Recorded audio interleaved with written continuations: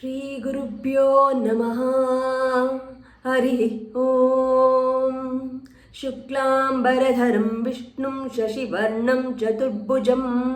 प्रसन्नवदनं ध्यायेत् सर्वविघ्नोपशान्तये। यस्य द्विरदभक्त्राद्याः पारिषद्याः परहर्षतं विघ्नं निघ्नन्ति सततं विश्वक्सेनं तमाश्रये। नारायणं नमस्कृत्य नरं चैव नरोत्तमं देवीं सरस्वतीं व्यासं ततो जयमुदीरयेत्। व्यासं वसिष्ठनप्तारं शक्तेः पौत्रमकल्मषं पराशरात्मजं वन्दे शुकतातं तपोनिधिं। व्यासाय विष्णुरूपाय व्यासरूपाय विष्णवे नमो वै ब्रह्मनिधये वासिष्ठाय नमो नमः। अविकाराय शुद्धाय नित्याय परमात्मने सदैकरूपरूपाय विष्णवे सर्वजिष्णवे। यस्य स्मरणमात्रेण जन्मसंसारबन्धनात् विमुच्यते नमस्तस्मै विष्णवे प्रभविष्णवे। नमः समस्तभूतानामादिभूताय भूभृते अनेकरूपरूपाय विष्णवे प्रभविष्णवे। ॐ नमो विष्णवे प्रभविष्णवे। वैशम्पायन उवाच श्रुत्वा धर्मानशेषेण पावनानि च सर्वशः युधिष्ठिरः शान्तनवं पुनरेवाभ्यभाषत। युधिष्ठिर उवाच किमेकं दैवतं लोके किं वाप्येकं परायणम् स्तुवन्तः कं कमर्चन्तः प्राप्नुयुर्मानवाः शुभम्। को धर्मः सर्वधर्माणां भवतः परमो मदः किं जपन्मुच्यते जन्तुर्जन्म संसारबन्धनात्। भीष्म उवाच जगत्प्रभुं देवदेवम् अनन्तं पुरुषोत्तमं स्तुवन्नाम सहस्रेण पुरुषः सततोत्थितः। तमेव चार्चया नित्यं भक्त्या पुरुषमव्ययम् ध्यायन् स्तुवन्नमस्त्यञ्च यजमानस्तमेव च। अनादिनिधनं विष्णुं सर्वलोकमहेश्वरं लोकाध्यक्षं स्तुवन्नित्यं सर्वदुःखादिगो भवेत्। ब्रह्मण्यं सर्वधर्मज्ञं लोकानां कीर्तिवर्धनं लोकनाथं महद्भूतं सर्वभूतभवोद्भवम्। एष मे सर्वधर्माणां धर्मोऽधिकतमो मतः यद्भक्त्या पुण्डरीकाक्षं स्तवैरच्चे नरः सदा। परमं यो महत्तेजः परमं यो महत्तपः परमं यो महद्ब्रह्मा परमं यः परायणम्। पवित्राणां पवित्रं यो मङ्गलानां च मङ्गलम् दैवतं देवतानां च भूतानां यो व्ययः पिता। यतः सर्वाणि भूतानि भवन्त्यादि युगागमे यस्मिन् च प्रलयं यान्ति पुनरेवायुगक्षये। तस्य लोकप्रधानस्य जगन्नाथस्य भूपते विष्णोर्नाम सहस्रं मे शृणु पापभयापहम्। यानि नामानि गौणानि विख्यातानि महात्मनः ऋषिभिः परिगीतानि तानि वक्ष्यामि भूतये। ऋषिर्नाम्नां सहस्रस्य वेदव्यासो महामुनिः छन्दोऽनुष्टप्तता देवो भगवान् देवकीसुतः। अमृतांशूद्भवो बीजं शक्तिर्देवकीनन्दनः त्रिसामाहृदयं तस्य शान्त्यर्थे विनियुज्यते। विष्णुं जिष्णुं महाविष्णुं प्रभविष्णुं महेश्वरम् अनेकरूपदैत्यान्तं नमामि पुरुषोत्तमम्। अस्य श्रीविष्णो दिव्यसहस्रनामस्तोत्रमहामन्त्रस्य श्रीवेदव्यासो भगवान् ऋषिः अनुष्टुप् छन्दः श्रीमहाविष्णुः परमात्मा श्रीमन्नारायणो देवता। अमृतांशोद्भवो भानुरिति बीजम् देवकीनन्दनः स्रष्टेति शक्तिः उद्भवः क्षोभणो देव इति परमो मन्त्रः शङ्खबृन्नन्दकी चक्रीति कीलकम् शाज्ञधन्वा गदाधर इत्यस्त्रम् रथाङ्गपाणिरक्षोभ्य इति नेत्रम् त्रिसामः सामगः सामेति कवचम् आनन्दं परब्रह्मेति योनिः ऋतुः सुदर्शनकाल इति दिग्बन्धः श्रीविश्वरूप इति ध्यानम् श्रीमहाविष्णुप्रीत्यर्थे सहस्रनामपारायण जपे विनियोगः क्षीरोदन्वत्प्रदेशे शुचिमणिविलसत्सैकते मौक्तिकानाम् माला क्लिप्तस्तनस्तस्फटिकमणिनिभैर्मौक्तिकैर्मण्डिताङ्गः शुभ्रैरभ्रैरदभ्रैरुपरि विरचितैर्मुक्तपीयूषवर्षैरानन्दीनः पुनियादरिनलिनगदा शङ्ख पाणिर्मुकुन्दः भूपादौ यस्य नाभिर्वियदसुरनीलश्चन्द्रसूर्यौ च नेत्रे कन्नावाशाः शिरोद्योन्मुखमपि दहनो यस्य वासोऽयमब्धिः अन्तस्तं यस्य विश्वं सुरनरखगो भोगि गन्धर्वदैत्यैश्चित्रम् रम्यते तं त्रिभुवनवपुषं विष्णुमीशं नमामि। ॐ नमो भगवते वासुदेवाय। शान्ताकारं भुजगशयनं पद्मनाभं सुरेशं विश्वाधारं गगनसदृशं मेघवर्णं शुभांगं लक्ष्मीकान्तं कमलनयनं योगिहृद्यानगम्यं वन्दे विष्णुं भवभयहरं सर्वलोकैकनाथम् मेघश्यामं पीतकौशेयवासं श्रीवत्साङ्कं कौस्तुभोभासिताङ्गं पुण्योपेतं पुण्डरीकायताक्षं विष्णुं वन्दे सर्वलोकैकनाथम् सशङ्खचक्रं सकिरीटकुण्डलं सपीतवस्त्रं सरसीरुहेक्षणं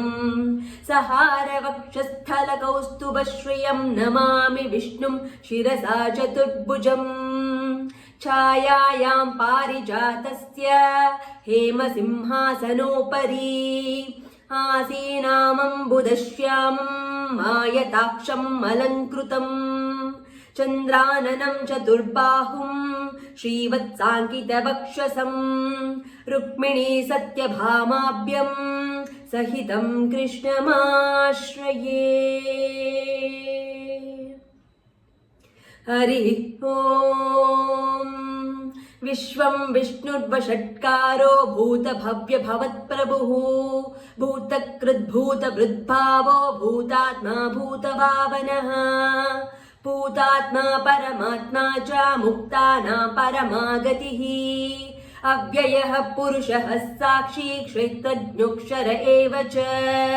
योगो योगविदां नेता प्रधान पुरुषेश्वरः नारसिंहवपुः श्रीमान् केशवः पुरुषोत्तमः सर्वः शर्वः शिवः स्थाणुर्भूतादिर्निधिरव्ययः सम्भवो भावनो भर्ता प्रभवः प्रभुरीश्वरः स्वयंभू शम्भुरादित्यः पुष्कराक्षो महास्वनः अनादिनिधनो धाता विधाता धातुरुत्तमः अप्रमेयो ऋषिकेशः पद्मनाभो अमरप्रभुः विश्वकर्मा मनुस्त्वष्टा स्तविष्टः स्थविरो ध्रुवः अग्राह्यः शाश्वतो कृष्णो लोहिताक्षः प्रतर्दनः प्रभूतस्त्रीककुब्धामा पवित्रं मङ्गलं परम् ईशानः प्राणदः प्राणो ज्येष्ठः श्रेष्ठः प्रजापतिः हिरण्यगर्भो भूगर्भो माधवो मधुसूदनः ईश्वरो विक्रमी धन्वी मेधावी विक्रमः क्रमः अनुत्तमो दुरादर्शः कृतज्ञः कृतिरत्नवान् सुरेशः शरणं शर्म विश्वरेताः प्रजाभवः अह संवत्सरो व्यालः प्रत्ययः सर्वदर्शनः अजः सर्वेश्वरः सिद्धः सिद्धिः सर्वादिरच्युतः वृषाकपिरमेयात्मा सर्वयोगा विनिःसृतः वसुर्वसुमनाः सत्यः समात्मा संमितः समः अमोघः पुण्डरीकाक्षो वृषकर्मा वृषाकृतिः रुद्रो बहुशिरा बभ्रुर्विश्वयोनिः शुचिश्रवाः अमृतः शाश्वतस्ताणोर्वरारोहो महातपाः सर्वगः सर्वविद्भानो विश्वक्सेनो जनार्दनः वेदो वेदविदव्यङ्गो वेदाङ्गो वेदवित्कविः लोकाध्यक्षः सुराध्यक्षो धर्माध्यक्षः कृताकृतः चतुरात्मा चतुर्व्यूहश्चतुर्दंष्ट्रश्चतुर्भुजः भ्राजिष्णुर्भोजनं भोक्ता सहिष्णुर्जगदादिजः अनघो विजयो जयिता विश्वयोनिः पुनर्वसुः उपेन्द्रो वामनः प्रांशुरमोघः शुचिरुज्जितः अतीन्द्रः सङ्ग्रहः सर्गो धृतात्मा नियमो यमः वेद्यो वैद्यः सदा योगी वीरः माधवो मधुः अतीन्द्रियो महामायो महोत्साहो महाबलः महाबुद्धिर्महावीर्यो महाशक्तिर्महाद्युतिः अनिर्देश्य वपुः श्रीमानमेयात्मा महादिदृक् महेश्वासो महीभट्टा श्रीनिवासः सताङ्गतिः अनिरुद्धः सुरानन्दो गोविन्दो गोविदाम्पतिः मरिर्चिद्दमनोहंसः सुपर्णो भुजगोत्तमः हिरण्यनाभः सुतपाः पद्मनाभः प्रजापतिः अमृत्युः सर्वदृक्सिंहः सन्धाता सन्धिमान् स्थिरः अजो दुर्मर्षणः शास्ता विश्रुतात्मा सुरारिः गुरुर्गुरुत्तमो धामा सत्यः सत्यः पराक्रमः निमिषो अनिमिषः स्रग्वी वाचस्पतिरुदारधी अग्रणी ग्रामणी श्रीमान् न्यायो नेता समीरणः सहस्रमूर्धा विश्वात्मा सहस्राक्षः सहस्रपात्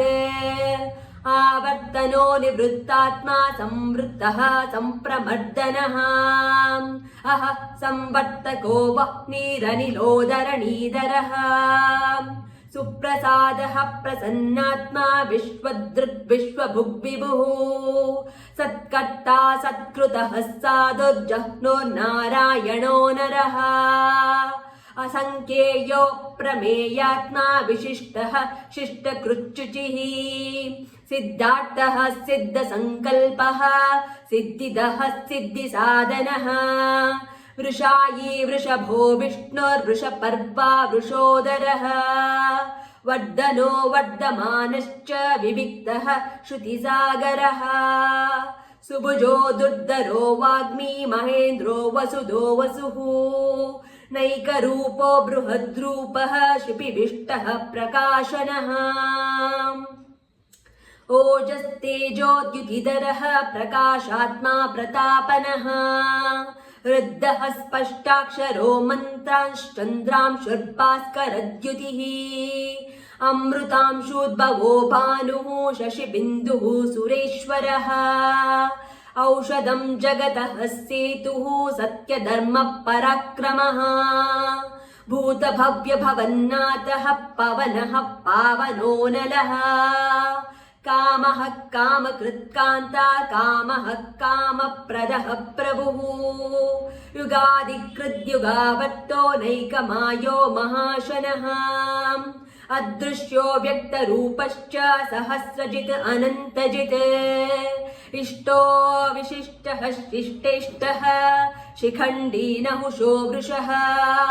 क्रोधः क्रोधकृत्कर्ता विश्वबाहुर्महीधरः अच्युतः प्रतितः प्राणः प्राणदो वासवानुजः अपां निधिरधिष्ठानाम् अप्रमत्तः प्रतिष्ठितः स्कन्दः स्कन्दधरो दुर्यो वरदो वायुवाहनः वासुदेवो बृहद्भानुरादिदेवः पुरन्दरः अशोकस्तारणस्तारः शूरः शौरिर्जनेश्वरः अनुकूलः शतावत्तः पद्मी पद्मनिवेक्षणः पद्मनाभो अरविन्दाक्षः पद्मगर्भः शरीरभृत् महद्दिरुद्धो वृद्धात्मा महाक्षो गरुडध्वजः अतुलः शरभो भीमः समयज्ञो हविर्हरिः सर्वलक्षणलक्षण्यो लक्ष्मीवान् समितिञ्जयः विक्षरो रोहितो मार्गो हेतुर्दामोदरः सः महीधरो महाभागो वेगमानाविताशनः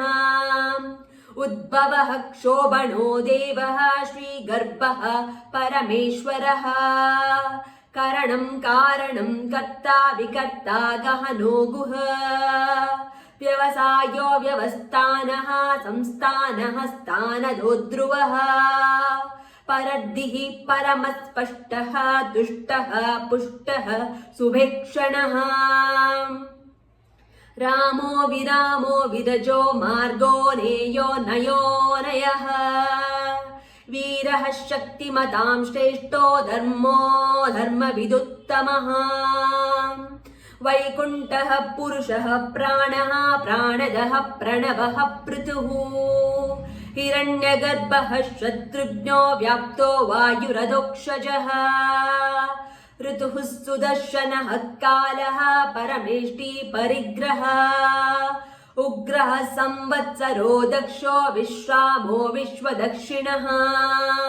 विस्तारः स्थावरस्ताणुः प्रमाणं बीजमव्ययम्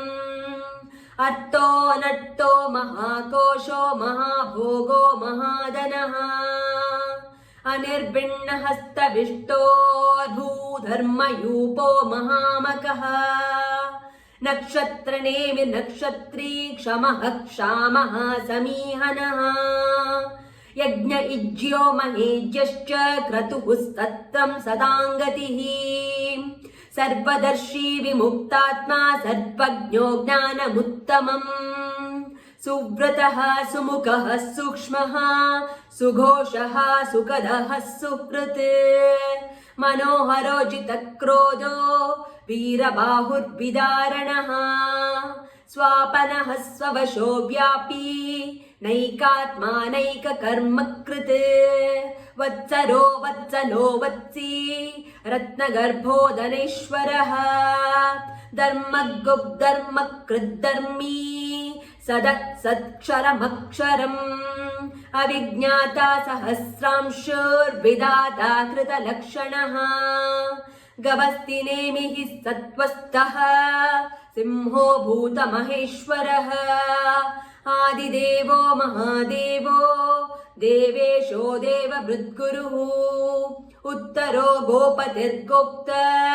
ज्ञानगम्यः पुरातनः शरीरभूतभृद्भोक्त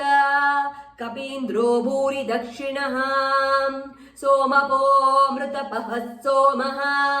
पुरुजित्पुरुसत्तमः विनयो जयः सत्यसन्धो दाशार्हा सात्वतां पतिः जीवो विनयिता साक्षी मुकुन्दो अमितविक्रमः अम्भोनिधिरनन्तात्मा महोदधिशयोऽन्तकः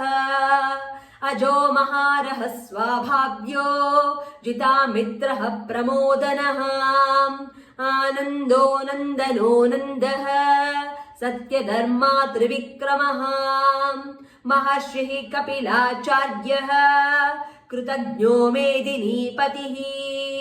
त्रिपदस्त्रीदशाध्यक्षो महाशृङ्गः कृतान्तकृत् महावराहो गोविन्दः सुषेणः कनकाङ्गदी गुह्यो गभीरो गहनो गुप्तश्चक्र गदाधरः वेदाः स्वाङ्गोजितः कृष्णो दृढः सङ्कर्षणोच्युत वरुणो वारुणो वृक्षः पुष्कराक्षो महामनः भगवान् भगवानन्दी वनमाली हलायुधः आदित्यो ज्योतिरादित्यः सहिष्णुर्गतिसत्तमः सुधन्वखण्डपरशुर्दारुणो द्रविणप्रदः दिवः सर्वदृग्व्यासो वाचस्पतिरयोनिजः त्रिसामः सामगः साम निर्वाणं भेषजं बिषके संन्यासकृच्छमः शान्तो निष्ठा शान्तिः परायणम् शुभाङ्गः शान्तिदः स्रष्ट कुमुदः कुवलेशयः गोहितो गोपतिर्गोप्त वृषभाक्षो वृषप्रियः अनिर्वर्ति निवृत्तात्मा संक्षेप्ता क्षेमकृच्छिवः श्रीवत्सवक्षाः श्रीनिवासः श्रीपतिः श्रीमदाम्बरः श्रीधः श्रीशः श्रीनिवासः श्रीनिधिः श्रीविभावनः श्रीधरः श्रीकरः श्रेयः श्रीमान् लोकत्रयाश्रयः स्वक्षः स्वङ्गः शतानन्दो नन्दज्योतिर्गणेश्वरः विजितात्मा विधेयात्मा सत्कीर्तिश्चिन्न संशयः उदीर्णः सर्वतः चक्षुर्गणीशः शाश्वतस्थिरः भूषयो भूषणो भूतेर्विशोक शोकनाशनः अर्चिष्मानर्चितः कुम्भो विशुद्धात्मा विशोधनः अनिरुद्धो प्रतिरतः प्रद्युम्नो अमितविक्रमः कालनेमिनिः वीरः शौरिः शूरजनेश्वरः त्रिलोकात्मा त्रिलोकेशः केशवः केशिहा हरिः कामदेवः कामपालः कामीकान्तः कृतागमः अनिर्देश्य वपुर्विष्णोर्वीरो अनन्तो धनञ्जयः ब्रह्मण्यो ब्रह्मकृद्ब्रह्मा ब्रह्म ब्रह्म विवर्धनः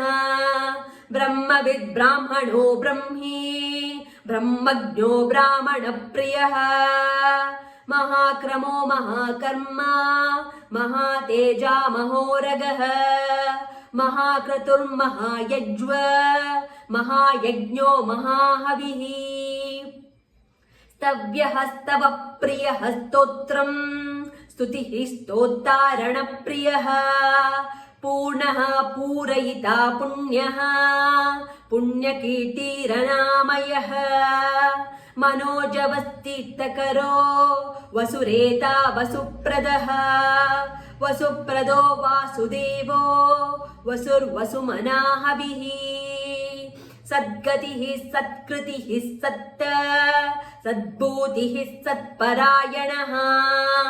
शूरसेनो यदुश्रेष्ठः सन्निवासः सुयामुनः भूतवासो वासुदेवः सर्वासुनिलयो नलः दर्पः दर्पदो दृप्तो दुर्धरो दाभराजितः विश्वमूर्तिर्महामूर्तिर्दीप्तमूर्तिरमूर्तिमान् अनेकमूर्तिरव्यक्तः शतमूर्तिः शताननः एकोनैकः स्तवः कः किं यत्तत्पदमनुत्तमम् लोकबन्धुर्लोकनाथो माधवो भक्तवत्सलः सुवर्णवर्णो हेमाङ्गो वराङ्गश्चन्दनाङ्गदी वीरः विषमः शून्यो घृताशीरश्चलश्चलः अमानी मानदो मान्यो लोकस्वामी त्रिलोकदृक् सुमेधा मेधजोदन्यः सत्यमेधा धराधरः तेजो वृषोद्युतिधरः सर्वशस्त्रभृताम्बरः प्रग्रहो निग्रहो व्यग्रो नैकशृङ्गो गदाग्रजः चतुर्मूर्तिश्चतुर्बाहुश्चतुर्व्यूहश्चतुर्गतिः चतुरात्मा चतुर्भावश्चतुर्वेद विदेकपात् समावर्तो निवृत्तात्मा दुर्जयो दुरतिक्रमः दुर्लभो दुर्गमो दुर्गो दुरावासो दुरारिः शुभांगो लोकसारंगः सुतन्तुस्तन्तुवर्धनः इन्द्रकर्मा महाकर्मा कृतकर्मा कृतागमः उद्भवः सुन्दरः सुन्दो रत्ननाभः सुलोचनः अर्को वाजसनः शृङ्गी जयन्तः सर्वविजयी सुवर्णबिन्दुरक्षोभ्यः सर्ववागीश्वरेश्वरः महाह्रदो महागर्तो महाभूतो महानिधिः कुमुदः कुन्दरः कुन्दः पर्जन्यः पावनोऽनिलः अमृतांशोऽमृतवपुः सर्वज्ञः सर्वतोमुखः सुलभः सुव्रतः सिद्धः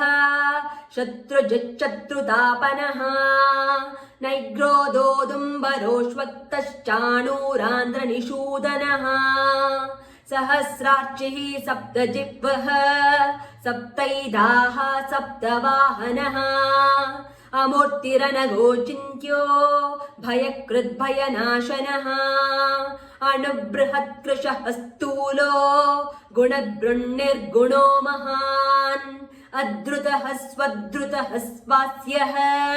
प्राग्वांशो वंशवर्धनः भारभृत्कथितो योगी योगीशः सर्वकामदः आश्रमः श्रमणः क्षामः सुपर्णो वायुवाहनः धनुर्धरो धनुर्वेदो दण्डो दमयिता दमः अपराजित सर्वसहो नियन्ता नियमो अयमः सत्त्ववान् सात्विकः सत्यः सत्यधर्मपरायणः अभिप्रायः प्रियाहोर्हः प्रियकृत्प्रीतिवर्धनः विहाय सगतज्योतिः सुरुचिर्पुतभुग्विभुः रविर्विरोचनः सूर्यः सविता रविलोचनः अनन्तो हुतभुग्भोक्ता सुखदो नैकदोऽग्रजः अनिर्भिन्ना सदामर्षि लोकाधिष्ठानमद्भुतः सनातनतमः कपिलः कपिरव्ययः स्वस्तिदः स्वस्ति कृत् स्वस्तिः स्वस्ति भुक् स्वस्ति दक्षिणः अरौद्रः कुण्डली चक्री विक्रमयुज्जितशासनः शब्दातिगः शब्दसः शिशिरः शर्वरीकरः अक्रूरः पेशलो दक्षो दक्षिणः क्षमिणाम्बरः विद्वत्तमो वीतभयः पुण्यश्रवणकीर्तनः उत्तारणो दुष्कृतिः पुण्यो दुःस्वप्ननाशनः वीरः रक्षणः सन्तो जीवनः पर्यवस्थितः अनन्तरूपो अनन्तश्रीर्जितमन्योर्भयापः चतुरश्रो गभीरात्मा विदिशो व्यादिशो दिशः अनादिर्भूर्भुवो लक्ष्मीः स्तुविरो रुचिराङ्गदः जननो जनजन्मादिर्भीमो भीमपराक्रमः आधारनिलयो धात पुष्पहासः प्रजागरः उद्वगः सत्पथाचारः प्राणदः प्रणवः पणः प्रमाणं प्राणनिलय प्राणभृत्प्राणजीवनः तत्त्वं तत्त्वविदेकात्मा जन्म मृत्युजरातिगः भूर्भुवः स्वस्तरुस्तारः सविता प्रपितामहः यज्ञो यज्ञपतिर्यज्व यज्ञाङ्गो यज्ञवाहनः यज्ञभृद्यज्ञकृद्यज्ञी यज्ञभुग्यज्ञसाधनः यज्ञान्तकृद्यज्ञगुह्यमन्नमन्नाद एव च आत्मयोनिः स्वयं जातो वैखानः सामगायनः देवकीनन्दनः स्रष्टा क्षितीशः पापनाशनः शङ्खबृन्नन्दकी चक्री षड्गधन्व गदाधरः रथाङ्गपाणिरक्षोभ्यः सर्वप्रहरणायुधः श्रीसर्वप्रहरणायुध ॐ नमः इति वनमाली गदीशाग्नि शङ्की चक्री च नन्दकी श्रीमन्नारायणो विष्णो वासुदेवोऽभिरक्षतु वनमाली गदीशाग्नि शङ्की चक्री च नन्दकी श्रीमन्नारायणो विष्णोर्वासुदेवोऽभिरक्षतु वनमाली गदीशाग्नि शङ्खी चक्री च नन्दकी श्रीमन्नारायणो विष्णोर्वासुदेवोऽभिरक्षतु श्रीवासुदेवभिरक्षतु ॐ नमः इति भीष्म उवाच इतीदं कीर्तनीयस्य केशवस्य महात्मनः नाम्नां सहस्रं दिव्यानामाशेषेण प्रकीर्तितम् य इदं शृणुया नित्यं यश्चापि परिकीर्तयेत् नाशुभं प्राप्नुयात् किञ्चित् सोमुद्रेह च मानवः वेदान्तगो ब्राह्मणः स्यात् क्षत्रियो विजयी भवेत् वैश्योदन समृद्धः स्यात् शूद्रः सुखमवाप्नुयात् धर्मार्थी प्राप्नुयात् धर्मामर्थार्थी चार्थमप्नुयात् कामानावाप्नुयात् कामी प्रजार्थी प्राप्नुयात् प्रजाम् भक्तिमान्यः सदुत्थाय शुचिस्तद्गतमानसः सहस्रं वासुदेवस्य नाम्नामेतत् प्रकीर्तयेत् यशः प्राप्नोति विपुलम् ज्ञाति प्राधान्यमेव च अचलां श्रियमाप्नोति श्रेयः प्राप्नोत्यनुत्तमम् न भयं क्वचिदाप्नोति वीर्यं तेजश्च विन्दति भवत्यरोगो द्युतिमान् बलरूपा गुणान्वितः रोगार्तो मुच्यते रोगात् बद्धो मुच्येत बन्धनात् भयान् मुच्येत भीतस्थो मुच्येतापन्न आपदः दुर्गाण्यतितरत्यासु पुरुषः पुरुषोत्तमम् स्तुवन्नाम सहस्रेण नित्यं भक्तिसमन्वितः वासुदेवाश्रयो मर्त्यो वासुदेवपरायणः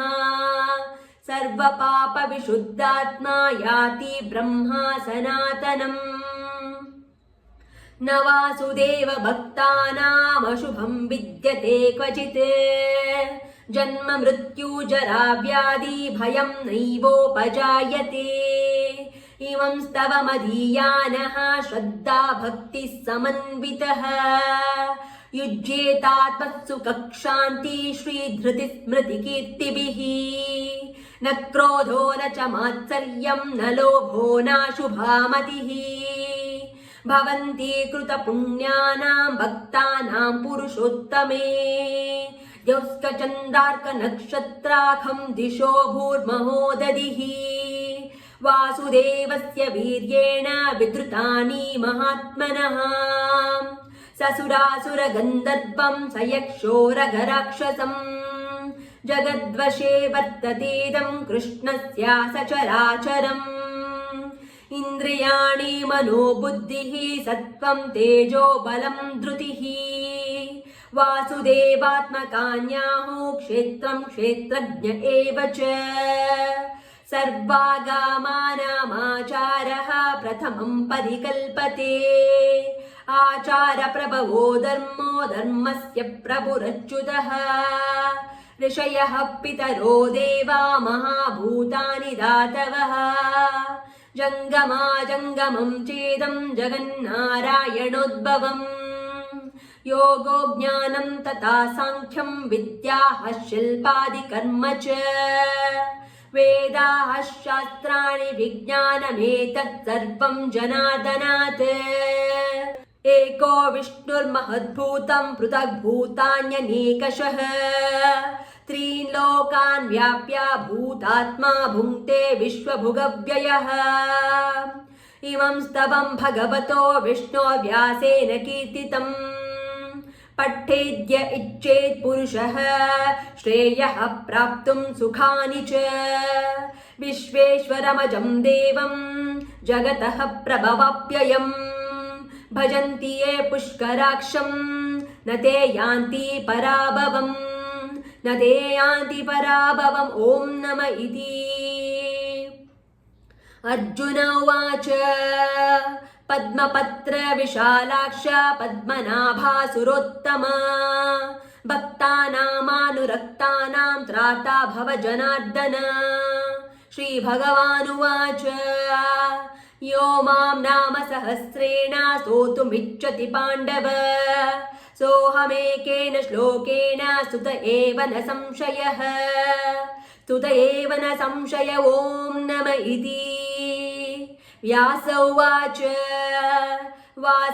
वासनाद्वासुदेवस्य वासितं ते जगत्त्रयम् सर्वभूतनिवासोऽसि वासुदेव नमोऽस्तु ते श्रीवासुदेव नमोऽस्तु ॐ नम इति पार्वत्युवाच केनोपायेन लघुना विष्णोर्नाम सहस्रकम् पठ्यते पण्डितैर्नित्यं श्रोतुमिच्छाम्यहं प्रभो ईश्वर उवाच श्रीराम राम रामेति रमे रामे मनोरमे सहस्रनाम तत्तुल्यं रामनामावरानने श्रीराम राम रामेति रमे रामे मनोरमे सहस्रनाम तत्तुल्यं रामनामावरानने श्रीराम राम रामेति रमे रामे मनोरमे सहस्रनाम तत्तुल्यं रामनामावरानने श्रीरामनामवरानन ॐ नम इति ब्रह्मोवाच नमोऽस्त्वनन्ताय सहस्रमूर्तये सहस्रपादाक्षि शिरोरुवाहवे सहस्रनाम्ने पुरुषाय शाश्वते सहस्रकोटियुगधारिणे नमः श्रीसहस्रकोटियुगधारिणे ॐ नम इति सञ्जय उवाच यत्र योगेश्वरः कृष्णो यत्र पार्थो धनुर्धरः तत्र श्रीर्विजयो भूतिर्ध्रुवा नीतिर्मतिर्मम श्रीभगवानुवाच अनन्याश्चिन्तयन्तो मां ये जनाः पर्युपासते तेषां नित्याभियुक्तानां योगक्षेमं वहाम्यहम् परित्राणाय साधूनां विनाशाय च दुष्कृतां धर्म संस्थापनार्थाय संभवामि युगे युगे आर्ताः विषण्णाः शिथिलाश्च भीताः घोरेषु च व्याधिषु वर्तमानाः संकीर्त्य नारायण शब्दमात्रं विमुक्तदुःखाः सुखिनो भवन्ति आर्ताः विषण्णाः शिथिलाश्च भीताः घोरेषु च व्याधिषु वर्तमानाः संकीर्त्य नारायण शब्दमात्रं विमुक्तदुःखाः सुखिनो भवन्ति कायेन वाचा मनसेन्द्रियैर्वा बुद्ध्यात्मना वा प्रकृते स्वभावात् करोमि यद्यत् सकलं परस्मै नारायणायेति समर्पयामि इति श्रीमहाभारते भीष्मयुधिष्ठिरसंवादे श्रीविष्णोर्दिव्यसहस्रनामस्तोत्रं सम्पूर्णम्। ॐ शान्ति शान्ति शान्ति।